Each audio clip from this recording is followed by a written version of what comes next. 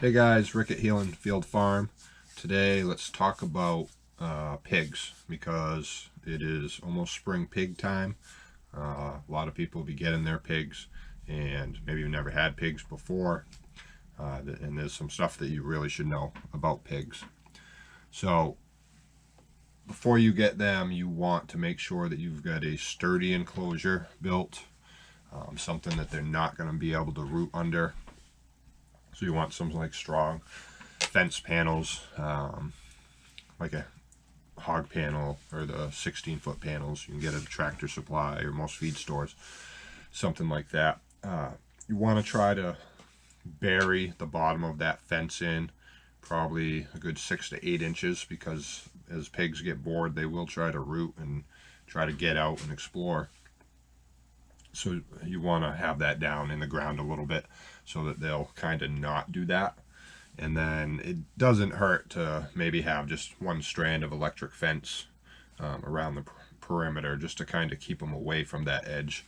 And then they'll be less likely to try to root underneath there, and then you won't have to chase pigs out in your pasture. So they will eat a ton, like crazy amount.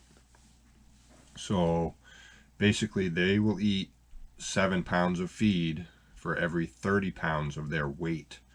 So if you have a 150-pound pig, you're feeding 35 pounds of feed a day for that one pig.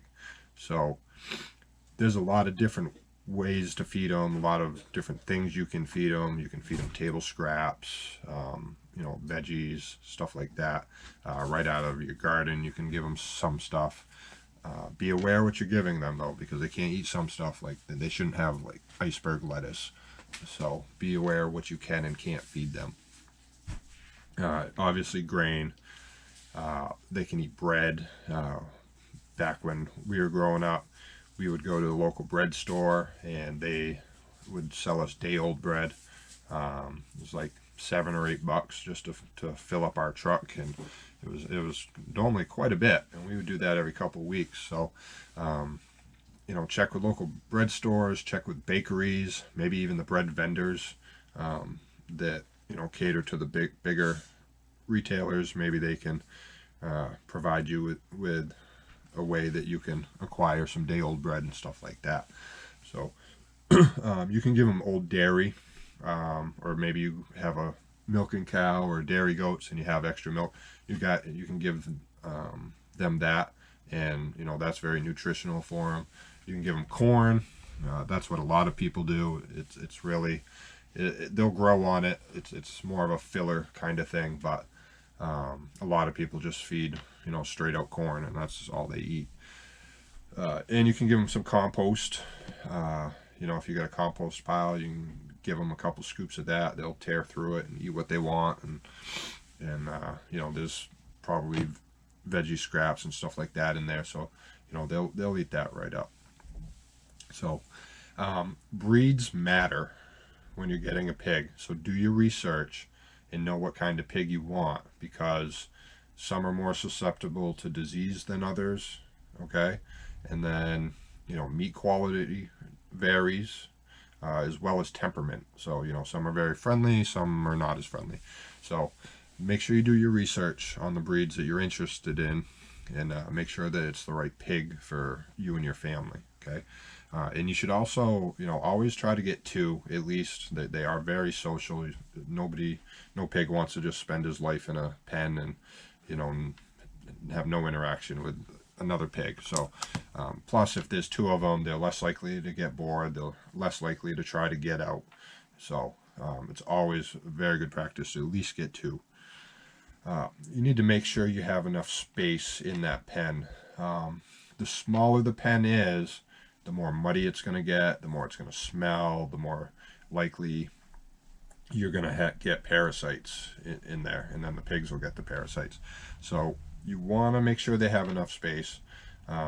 Rotating them is really an ideal solution. You can move them to different sections of your pasture or your woods, and they'll be very happy moving around, new scenery, this and that. So and it'll help keep the smell down if they're not in one area. you know, their entire time. So, but do keep that in mind. If you are just going to keep them in a stationary area, keep that in mind of where you place that, because you don't want to be downwind. So, you know, if you're eating dinner and they're in a small pen, you know, not too far from your home, you know, it's probably not a smell you want to enjoy while you're trying to consume your meal.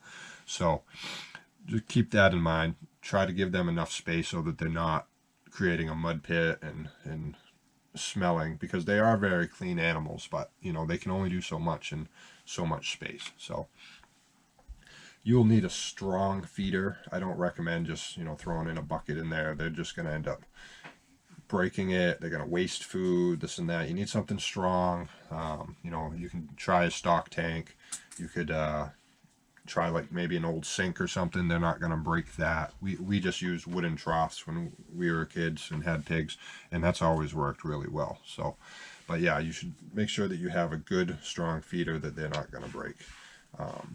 And then they always have to have clean water, and pigs love to bathe. So if it's water in there and it's low and they can get into it, they're gonna get it all muddy and dirty, and you don't want them drinking that. So best practice to try to come up with a waterer that maybe you can hang, and maybe it's got a nipple that they can work off of. If you want to give them some water to play in, get a little kiddie pool, they'll jump in and, you know, roll around and all that. But it's definitely better to have some kind of watering setup where they can't get into it, okay? And then they need a basic shelter, just like any animal. You know, they got to be able to get out of the elements, out of the sun. And they need some shade, and they need some sort of windbreak to basically deal with, you know, any cold, windy days, stuff like that. So make sure it doesn't have to be fancy. It can be some pallets and some boards.